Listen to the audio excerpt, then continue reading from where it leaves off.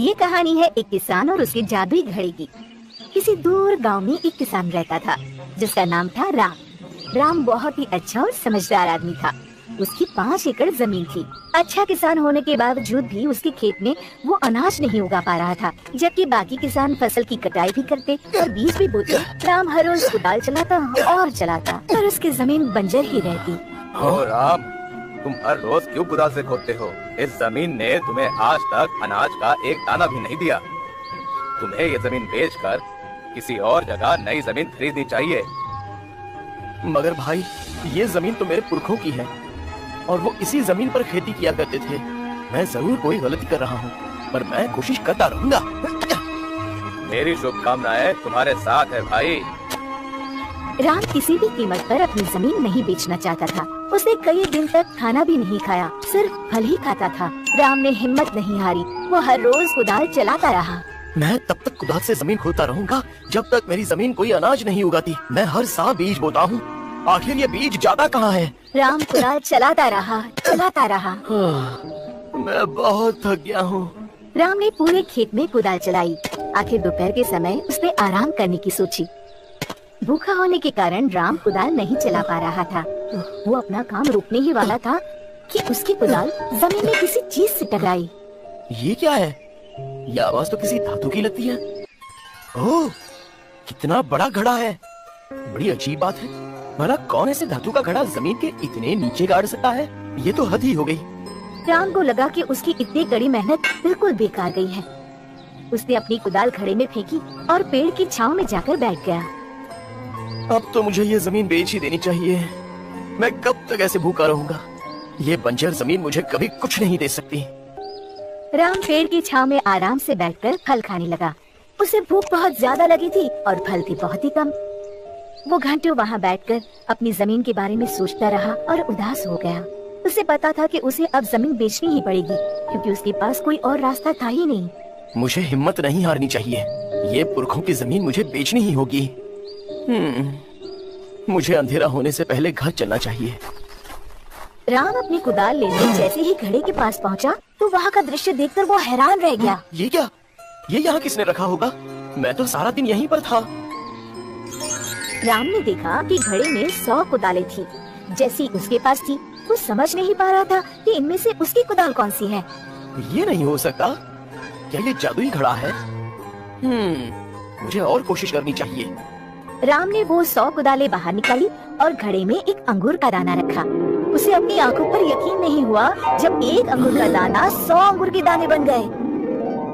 ये तो सचमुच जादुई घड़ा है। मुझे तो अब भी यकीन नहीं हो रहा है। इसे घर ले चलता हूँ। ये तो बहुत ही भारी है, इसके लिए रस्सी लगेगी।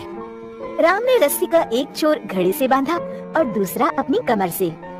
फिर वो घड़े को घसीटता हुआ घर की ओर चल दिया। रास्ते में वो सोचता रहा कि घड़े में और क्या क्या चीजें डाली जाए। सबसे पहले मैं एक अंडा रखता हूँ।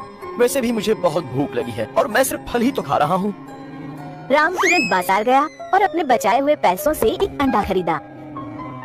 फिर उसने वो अंडा घड़े में रखा और देखते ही देखते घड़ा अंडों से भर गया। राम बहुत खुश हुआ। उसने अपने लिए 2 अंडे पकाए। मैंने आज तक ऐसा स्वाद नहीं चखा। पर मैं इन बाकी बचे अंडों का क्या करूँगा? ओह, मैं ये अंडे बेचकर पैसे कमा सकता हूँ। तब राम को समझ आया कि ये घड़ा उसे खाना ही नहीं बल्कि पैसे कमाने में भी मदद कर सकता है। सारे अंडे बेचने के बाद राम ने घड़े में कई प्रकार की वस्तुएं डाली। जब उसे कपड़े की जरूरत पड़ती थी तो वो एक छोटा कपड़े का टुकड़ा घड़े में डालता। तुरंत घड़ा उसे 15 लोगों के लिए कपड़ा दे देता। अगर उसे कमीज की जरूरत पड़ती तो घड़े में एक कमीज रखता और घड़ा उसे 100 कमीज देता। इस तरह राम अनाज, फल और मसाले घड़े में डालता रहा और घड़ा भी उसे बहुत सारी चीजें वापस देता। गांव वाले राम की इस तरक्की से हैरान हो गए, पर किसी को भी सच्चाई का पता नहीं चला। राम हमेशा अपना घड़ा घर के एक कोने में कपड़े से ढककर छुपा के रखता था। एक दिन राम ने घड़े की परीक्षा लेनी चाहिए। उसने घड़े में एक मुर्गी रखी, ये देखने के लिए कि क्या होता है। अचानक घड़े से 100 मुर्गियाँ पंख फड़फड़ाते बाहर आने लगी। राम का घर मुर्गियों से भर गया। हर तरफ मुर्गियाँ ही मुर्गियाँ। मैंने एक मरी हुई मछली डाली होती तो अच्छा होता। अब मैं इतनी सारी मुर्गियाँ कैसे पकड़ूंगा? राम ने मुर्गियों को पकड़ना चाहा, पर नाकाम रहा। कभी वो मेज पर तो कभी चारपाई पर बैठ जाती। एक तो उड़कर उसके सर पर बैठ गई। ओह, हट जाओ, चलो सब यहाँ आओ। लेकिन मुर्गियाँ डरी हुई थी, इसलिए वो यहाँ वहाँ सारी जगह फैल गई। तभी अचानक रुक जाओ। और एक मुर्गी उड़कर घड़े में जाकर बैठ गई और फिर से उसमें से 100 मुर्गियाँ उड़ उड़कर बाहर आने लगी। मेरा घर तो मुर्गियों का पिंजरा बन गया है, अब मैं क्या करूं? राम ने झट से घड़े को ढक दिया और एक कोने में रख दिया। फिर वो घर से भागा, मुर्गियाँ भी उसके पीछे भागी।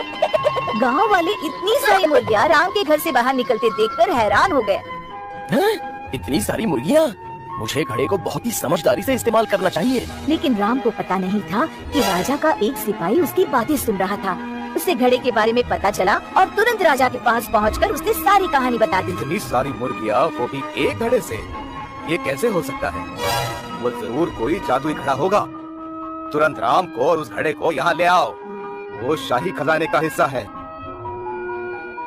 राम समझ गया कि राजा ने उसे घड़ा लेकर क्यों बुलाया है। ये राजा तो बहुत ही लालची है, शायद उसे सारा धन खुद के लिए चाहिए।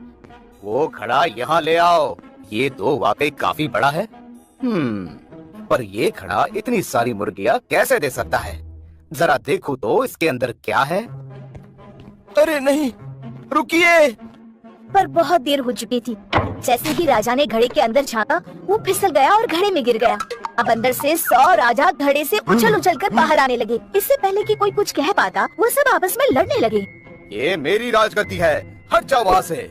नहीं, ये मेरी है, मैं राजा हूँ। नहीं, ये मेरा राज्य है। पूरा राजमहल राजाओं से भर गया। अरे अपने राजा को बताओ। हाँ, पर इसमें से असली राजा कौन है? सिपाही अपने राजा को नहीं पहचान पाए और राजा एक दूसरे से लड़कर मर गए। पूरा राजमहल शोक में डूब गया, क्योंकि अब राज करने के लिए राजा ही नहीं बचा था। राम को अपनी गलती का एहसास हुआ। वो दौड़कर घड़े के पास गया और उसे जमीन पर पटक दिया। पर अब राम के खेत में फसल लहरा रही थी। उसने खेती बाड़ी शुरू की और खुशी खुशी मेहनत करके जीवन जीने लगा।